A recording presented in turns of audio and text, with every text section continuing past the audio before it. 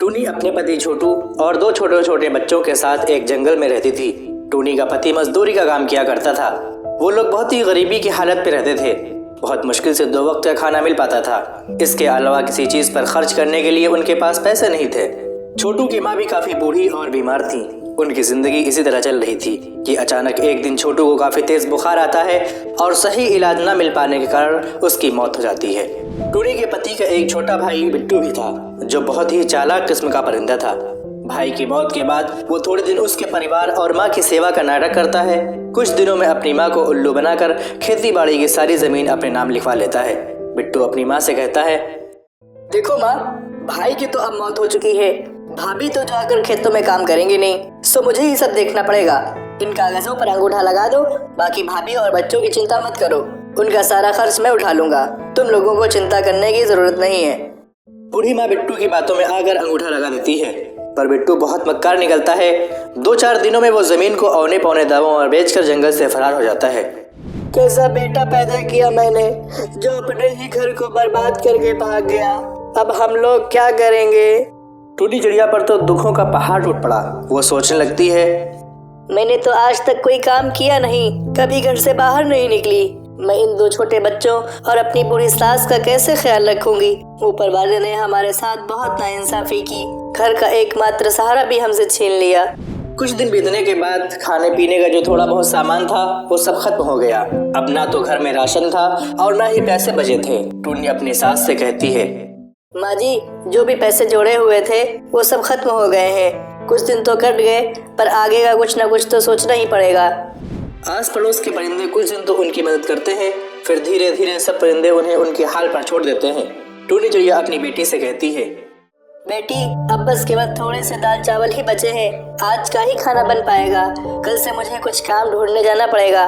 मैं बहुत परेशान हूँ कि तुम लोगों को अकेला छोड़कर मैं काम पर कैसे जाऊंगी।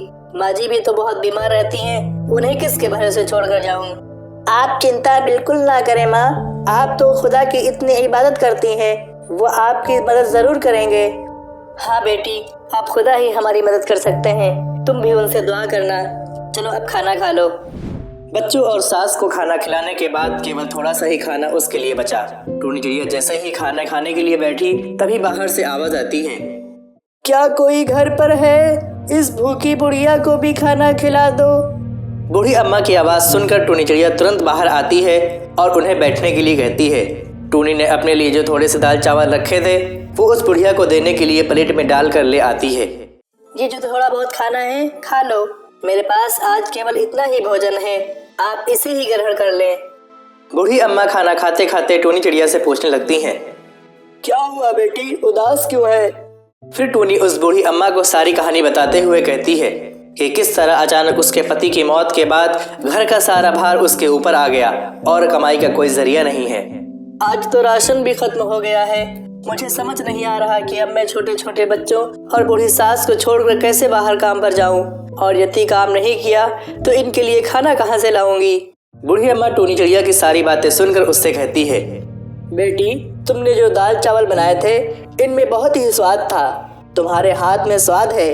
घर के बाहर ही तुम दाल चावल का ठेला क्यों नहीं लगा लेती, जिससे तुम्हें घर छोड़कर कहीं जाना भी नहीं पड़ेगा और तुम्हारी कमाई का जरिया भी बन जाएगा। मैं तुम्हें नमक का एक पैकेट देती हूँ, ये एक जादुई नमक है। तुम अपने खाने में इसी पैकेट से नमक डालना, फिर देखना उसके खाने का स्वाद। तुम्हारा सारा खाना हाथों हाथ बिक जाएगा और तुम्हें कभी पैसे की कोई परेशानी नहीं होगी। ये कहते हुए बूढ़ी अम्मा टूनी को एक नमक का पैकेट देती हैं। आपका बहुत बहुत शुक्रिया अम्मा, आपने तो मेरी समस्या हल कर दी। अब मैं घर पर रहकर ही सारा काम कर लूंगी और मुझे अपने बच्चों को छोड़कर कहीं दूर भी नहीं जाना पड़ेगा। तुम बहुत ही अच्छे दिल की चिड़िया हो। तुम्हारे मन में लोगों के लिए रहम है और तुम परिंदों की मदद करना चाहती हो, इसीलिए मैं तुम्हें ये जादुई नमक दे रही हूँ। ये तुम्हारी बहुत मदद करेगा। हाँ, ये याद रखना, ये पैकेट कभी भी खाली नहीं होगा। बस तुम इसे एक जगह संभाल कर रख देना और हमेशा खाने में नमक इसी में से डालना। ऊपर वाले आपका भला करेंगे। ये कहते हुए वो बूढ़ी अम्मा वहाँ से चली जाती है और टूनी अगले ही दिन ऊपर वाले का नाम लेकर खाना बनाने का काम शुरू करती है। पहले दिन वो दाल चावल ही बनाती है और उस पे वही जादुई नमक डालती है। फिर वो अपने आसपास के सभी घरों में कहलवा देती है कि आज से वो दाल चावल बनाकर बेचने का काम शुरू कर रही है। जिसे भी दाल चावल लेने हो वो उससे खरीद सकता है। पहले ही दिन कुछ परिंदे टूनी से दाल चावल खरीद कर खाते हैं तो उसके दाल चावल के स्वाद से वो परिंदे बहुत खुश होते हैं। वाह वाह टूनी बहन, क्या बात है, ये दाल चावल तो बहुत ही स्वादिष्ट है। हम भी रोज घर में दाल चावल बनाते हैं परंतु ऐसा स्वाद तो कभी भी नहीं आया भाई। भाई ऐसे दाल चावल गुड्डू की माँ जो है 100 साल लगा कर भी नहीं बना पाएगी, बता रहा हूँ। स्वाद आगा भाई, सच में कह रहा हूँ। हाँ, टूनी के बनाए दाल चावल धीरे धीरे पूरे जंगल में मशहूर हो जाते हैं। पूरे जंगल भर में उसके दाल चावल की तारीफ होने लगती है। उस जादुई नमक के स्वाद ने अपना जादू चला दिया और टूनी के बनाए दाल चावल जंगल भर में मशहूर हो गए। अब टूनी जितना भी खाना बनाती वो हाथों हाथ बिक जाता। टूनी की अच्छी खासी कमाई होने लगी और उसके पास पैसे भी बचने लगे। टूनी अपनी सास से कहती है, माँ जी, हमारे बनाए दाल चावल पूरे जंगल भर में सबको पसंद आ रहे हैं और रोजाना ग्राहक बढ़ते ही जा रहे हैं। अब हमारे घर में पैसों की कोई कमी नहीं है। मैं सोच रही हूँ क्यों ना मैं अपने साथ काम करने के लिए एक नौकर भी रख लूँ और हम दाल चावल के साथ साथ रोटी और सब्जी भी बनाकर बेचेंगे, जिससे कि हमारी कमाई और बढ़ेगी। हाँ हाँ, क्यों नहीं बेटी, तुम इतने मन से और साफ सफाई से खाना बनाती हो तो खाने में तो स्वाद आएगा ही। तुम इसी तरह मेहनत करती रहो, ऊपर वाला आपको जरूर सफलता देगा। बस फिर क्या था, टूनी अगले ही दिन से लूसी नाम के एक कबूतर को अपने साथ काम करने के लिए रख लेती है। खाना तो टूनी ही बनाती थी जिसमें वो जादुई नमक डालती, परंतु खाना परोसना, ग्राहकों से पैसे लेना और उन्हें खाना डाल कर देना, ये सब काम के लिए उसने लूसी को रखा था।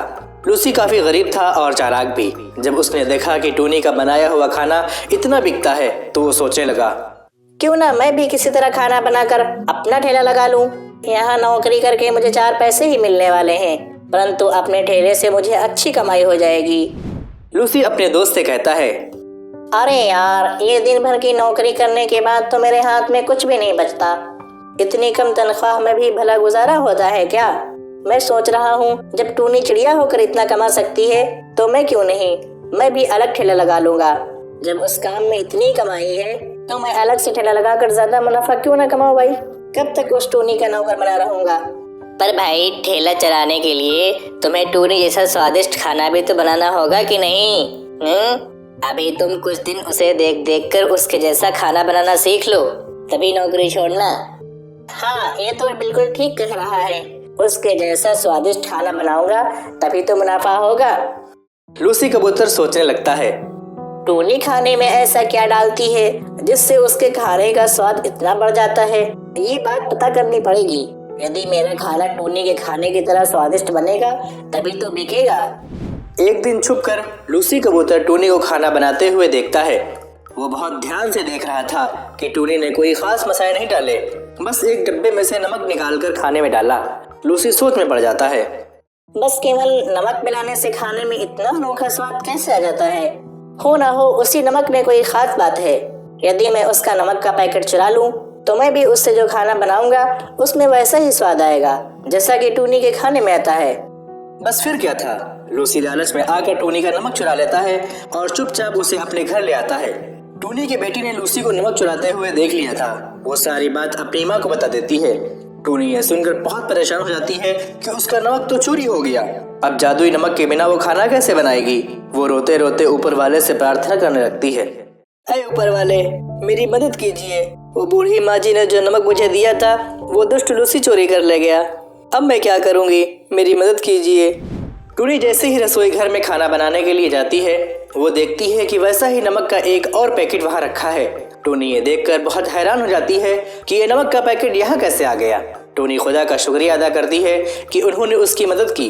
वो तुरंत जादुई नमक से खाना बनाने में लग जाती है। उधर दूसरी ओर लूसी भी उस चुराए हुए नमक से खाना बनाकर अपने ठेले पर लगाता है और सभी लोगों से कहता है, आइए आइए और लूसी के ठेले पर आकर स्वादिष्ट खाना खाएं। परिंदे लूसी कबूतर के ठेले पर खाना खाने आते भी हैं, पर जैसे ही वो परिंदे खाना मुंह में डालते हैं उसे थूकने लगते हैं। अरे थू थू थू थू थू है, इतना बेस्वाद और गंदा खाना है। इसमें तुमने नमक मसाले डाले हैं या जहर डाला है भाई? है, थू थू थू थू, हमारे सारे पैसे बर्बाद कर दिए। ये खाना तो कोई जानवर भी नहीं खाएगा। लाओ हमारे पैसे वापस करो। सभी परिंदे लूसी कबूतर को भला बुरा करने लगते हैं और अपने पैसे वापस लेकर वहां से चले जाते हैं। वो बहुत दुखी होता है कि इसने तो पैसे उधार लेकर बहुत सारा खाना बना लिया था, परंतु सारा खाना बर्बाद हो गया जिससे उसका बहुत नुकसान हुआ। अगले दिन लूसी कबूतर रोते हुए टूनी से माफी मांगने जाता है। उसे समझ में आ गया था कि एक बड़ी चिड़िया के साथ बुरा करने और चोरी करने का अंजाम उसे मिल गया है। वो टूनी के आगे हाथ जोड़ते हुए कहता है, टूनी बहन, मुझे माफ कर दो। मैंने तुम्हारा जादुई नमक चुरा कर फायदा कमाने की सोची, परंतु मैं ये भूल गया था कि जादुई चीज तो उसी के पास काम करती है जिसे वो दी जाती है। मैंने लालच में अंधे होकर तुम्हारा जादुई नमक चुरा लिया। मुझे माफ कर दो और मुझे अपने पास दोबारा काम पे रख लो। मैंने तुम्हारे यहाँ नौकरी छोड़कर बहुत बुरा किया।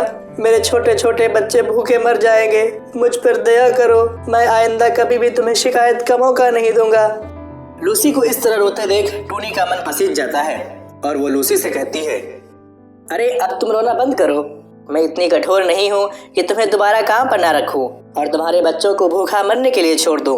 तुम्हें अपनी गलती का एहसास हो गया है, बस इतना ही काफी है। पर आगे से हमेशा ये बात याद रखना कि किसी दूसरे की चीज पर अपनी नीयत खराब मत करना, क्योंकि चोरी की चीज कभी तुम्हें अच्छा फल नहीं देगी, बल्कि उसके दुष्ट परिणाम ही तुम्हें भुगतने पड़ेंगे। लूसी कबूतर को अपनी गलती का एहसास हो जाता है और फिर उसके बाद से वो पूरी ईमानदारी के साथ टूनी के यहाँ काम करने लगता है और अपना जीवन व्यतीत करने लगता है। दोस्तों, उम्मीद है आपको ये वीडियो पसंद आई होगी। तो इसी तरह की और मजेदार कहानियाँ देखने के लिए वीडियो के नीचे दिए गए रेड कलर के सब्सक्राइब बटन पे क्लिक कीजिए और बेल आइकन दबाना मत भूलिएगा। और हाँ दोस्तों, अगर आपने ये वाली मजेदार कहानी नहीं देखी है तो इस पे क्लिक करके अभी देखिए।